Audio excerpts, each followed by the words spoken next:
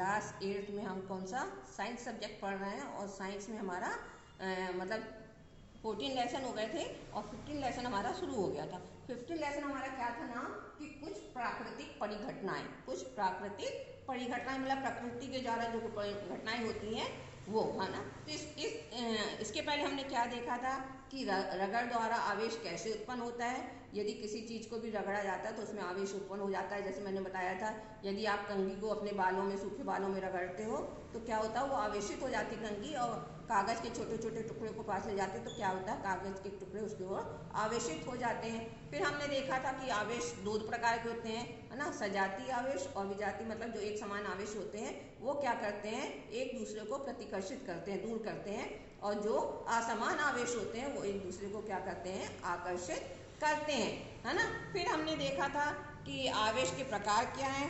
फिर हमने देखा था कि आवेश का स्थानांतरण, आवेश क्या होता है, स्थानांतरण देखा था हमने कि आवेश का स्थानांतरण भी हो सकता है, जिसके लिए हमने क्रियाकलाप देखा था ना कि एल्युमिनियम की पट्टियों को यदि हम उसके रिफिल से आवेशित करके करते हैं तो क्या होता है, वो प्रतिकर्षित हो जाती है।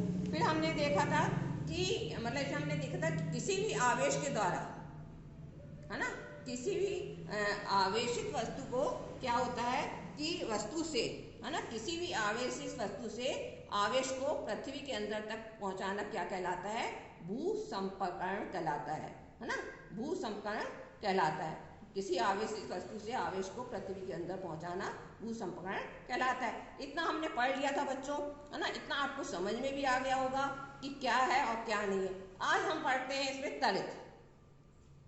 क्या पढ़ना हमको, तड़ित। तड़ित आप जैसे आप तड़ित के नाम से जाते हो, जब बिजली चमकती है ना, तो वो क्या कहलाती है, तड़ित कहलाती है। तो अब तड़ित क्या है ना बच्चों, तड़ित क्या है, तो इसके बारे में हम पढ़ते हैं। आपने विद्युत के तार जब गली में आपके स्ट्रीट में या कहीं भी देखा होगा, जब विद्युत के तार ढीले हो जाते हैं तो क्या होता है, विद्युत के तार जब ढीले हो जाते हैं तो क्या होता है, आपने मतलब जो आपके स्ट्रीट में आपकी गली वगैरह में जो खंभे रहते हैं तो क्या होता है, जब विद्युत के तार ढीले हो जाते हैं तो कई बार आपने देखा होगा उसमें से क्या होती है, चिंगारियां उत्पन्न होती हैं, है ना, आपको उसमें से चिंगारियां निकलती हुई दिखाई देती। विद्युत खंभे में से क्या होता है, चिंगारियां निकलती हुई दिखाई देती हुई।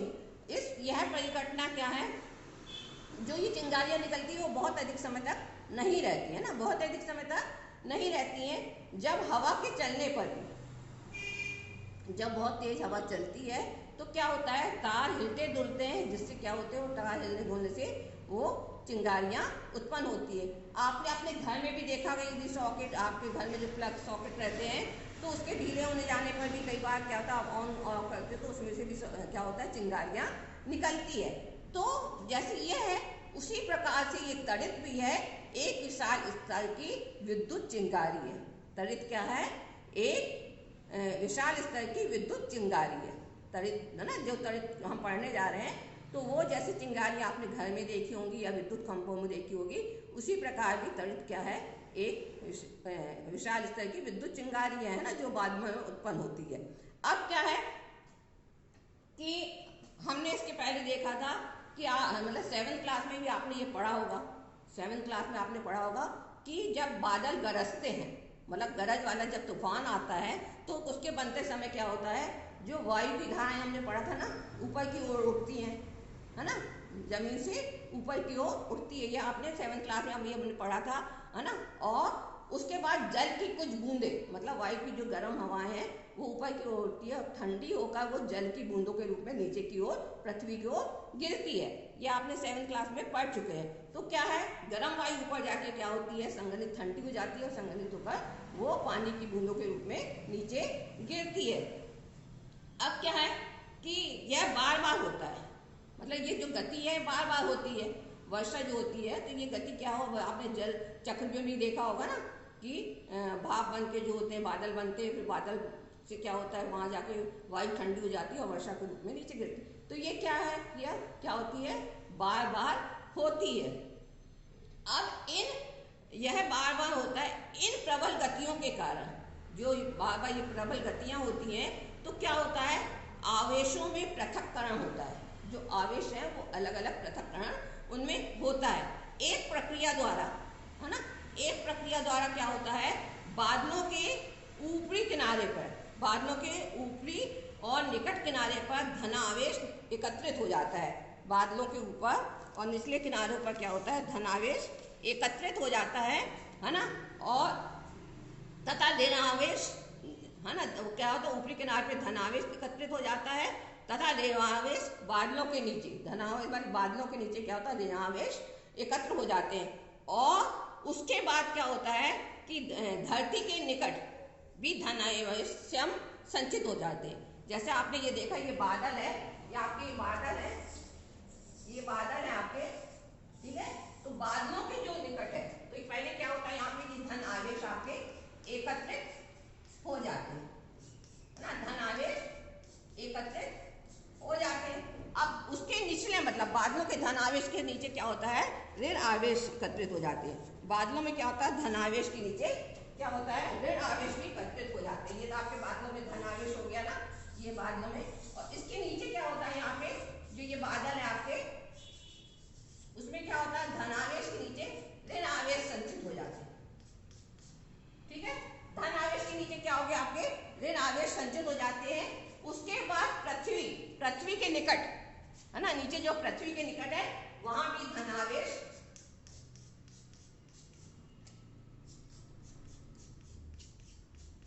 वहां भी क्या होता है, धन आवेश आपके एकत्रित हो जाते हैं। मतलब बादलों की ऊपरी सतह पे धन आवेश एकत्रित होते हैं, उसके नीचे ऋणावेश संचित होते हैं, और फिर पृथ्वी के निकट क्या होते हैं, धन आवेश संचित हो जाते हैं। तो ये क्या आवेश इसके क्या होते हैं, पृथक पृथक हो जाते हैं। क्या होता है, आवेश इसके पृथक पृथक हो जाते हैं। यहाँ पे नीचे मतलब ये पृथ्वी आपकी, है ना, यहाँ पे क्या है, ये पृथ्वी के नीचे ऋण आवेश आपके धन आवेश, पृथ्वी के निकट क्या होते हैं, धन आवेश, ठीक है। ये आपके नीचे पृथ्वी है, तो पृथ्वी के क्या होता है, धन आवेश संचित हो जाते हैं। देखो ये आपकी बुक में भी बच्चों दिया हुआ है ना, ये देखो बादलों के ऊपर क्या है, धन आवेश है, बादलों ना, उसके नीचे धन आवेश के नीचे ऋण आवेश, और ये पृथ्वी के निकट क्या हो गया, धन आवेश संचित हो जाते हैं। फिर क्या होता है, जब संचित आवेशों का परिमाण, जब ये संचित आवेश है उसका परिमाण अत्यधिक प्रबल हो जाता है, मतलब बहुत अत्यधिक हो जाता है, तो क्या होता है, वायु, वायु है ना जो, तो वायु के द्वारा क्या होता है, आवेश, जो वायु आवेश की सतह को रोक नहीं पाती है। वायु क्या है बेटा, बच्चों वायु क्या है, विद्युत की हीन चालक है। वायु जो है विद्युत की क्या है, हीन चालक है। तो जब संचित आवेशों का, ये संचित आवेश है, इनका परिमाण बहुत अधिक हो जाता है, तो वायु जो विद्युत की हीन चालक है वो क्या करती है, इस आवेश के प्रवाह को रोक नहीं पाती है। तो जिससे क्या होता है, धन जो ये ऋणावेश तथा जो धनावेश और ऋणावेश है उनमें क्या होता है ना, आवेश मिलते हैं। धनावेश और ऋणावेश क्या होते हैं, मिलते हैं। जब धनावेश और ऋणावेश ये जो है ये मिलते हैं, तो क्या होता है, इनसे ये धनावेश और ऋणावेश और धनावेश मिलते हैं, तो क्या होता है ना, तो ये जब ऋणावेश और धनावेश मिलते हैं तो इनके मिलने से क्या होता है, प्रकाश की चमकीली धारियां, ये प्रकाश की जो चमकीली धारियां हैं वो आवाज के साथ उत्पन्न होती हैं। प्रकाश की जो चमकीली धारियां वो किसके द्वारा, मतलब आवाज के द्वारा क्या होती हैं, उत्पन्न होती हैं। तो इसे हम क्या कहते हैं, तड़ित के रूप में देखते हैं। इसे हम किसके रूप में देखते हैं, तेज ध्वनि को तड़ित के रूप में, तड़ित के द्वारा ही देखते हैं। किसके द्वारा देखते हैं, हम तड़ित के द्वारा इसको देखते हैं, इनको देखते हैं। तो इस क्रिया, ये क्रिया क्या कहलाती है, इसको हम विद्युत विसर्जन भी कहते हैं। इस क्रिया को हम क्या कहते हैं, विद्युत विसर्जन भी कहते हैं। अब विद्युत विसर्जन की जो प्रक्रिया है, ये विद्युत विसर्जन की जो प्रक्रिया है वो दो अथवा दो बादलों के बीच में, है ना, दो अथवा दो से अधिक बादलों के बीच में अथवा बादलों तथा पृथ्वी के बीच में हो सकती है, ठीक है। ये विद्युत विसर्जन की क्रिया किसमें होती है, प्रक्रिया दो या दो से अधिक बादलों के बीच में अथवा बादलों तथा पृथ्वी के बीच में हो सकती है। तो बच्चों इतना आपको समझ में आया कि तड़ित क्या है ना, तड़ित क्या है, ये आपको समझ में आ गया आपका बच्चों क्या है।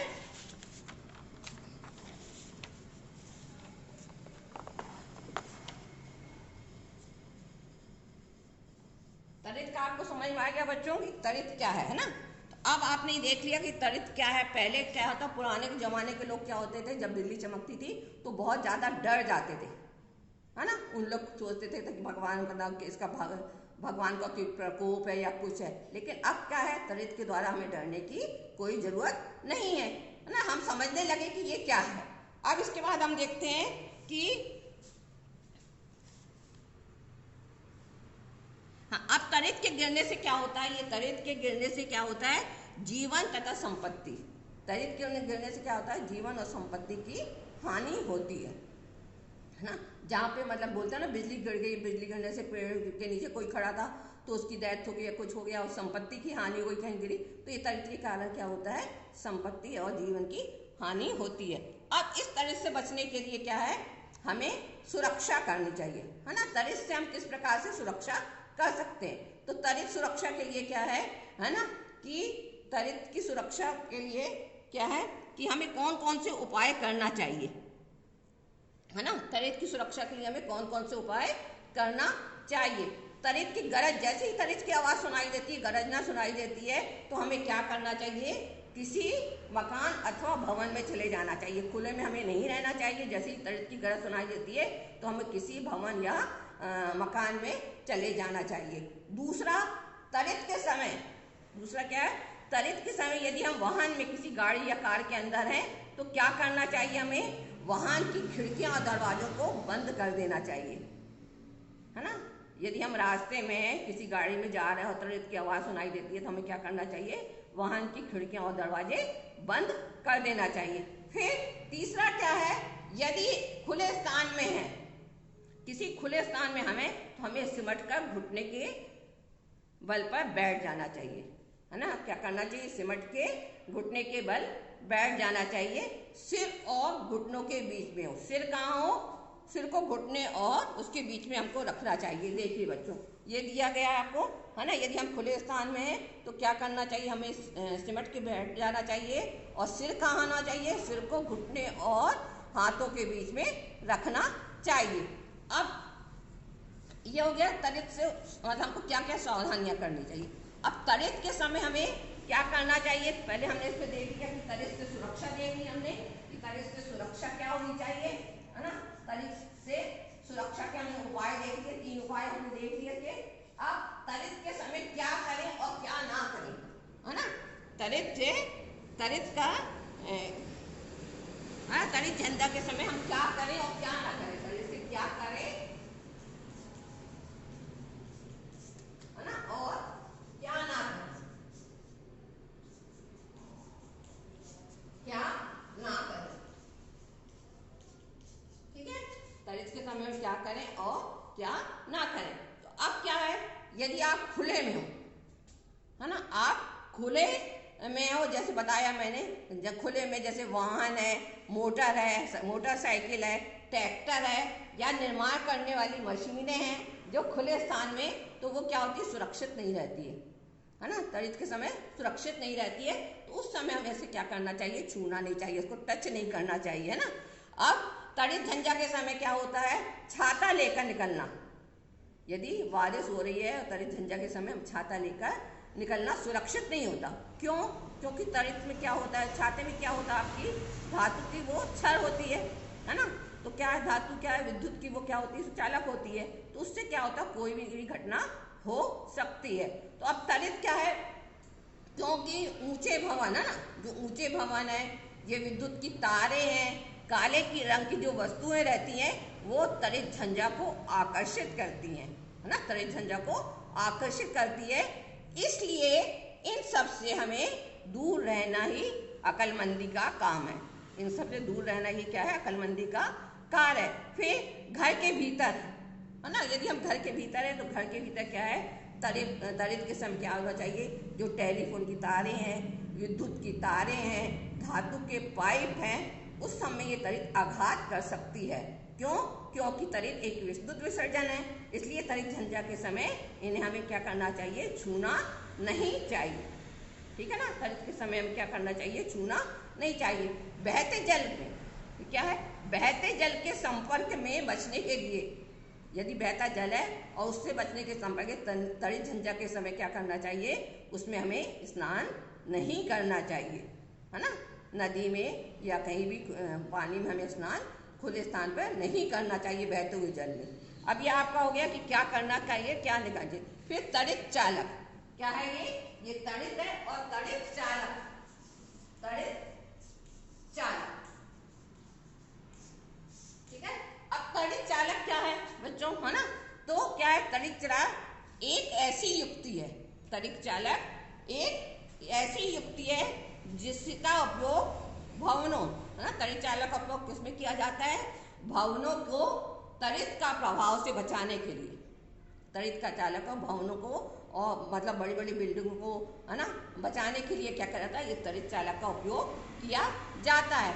किसी भवन के निर्माण के समय जब कोई भवन बनाया जाता है तो उसके निर्माण के समय क्या करते हैं, उसकी दीवारों में तड़ित की जो दीवार होती है, भवनों की जो दीवार होती है, उसमें क्या किया जाता है ना, भवन की जितनी ऊंचाई है, जितना ऊंचा भवन बनाना है उससे अधिक ऊंचाई, है ना, उससे अधिक ऊंचाई का क्या करते हैं, धातु की छड़ एक स्थापित की जाती है, जिसका एक सिरा क्या होता है, वायु में खुला रखा जाता है और दूसरा सिरा क्या होता है, पृथ्वी के अंदर किया जाता है ना, जमीन के अंदर काफी गहराई तक उसको दबा दिया जाता है। तो ये धातु की छड़ जो रहती है वो क्या होती है, विद्युत आवेश के समय, है ना, जब धातु की छड़ रहती है, विद्युत आवेश को जमीन तक पहुंचने के लिए एक सरल पथ प्रदान करती है ना।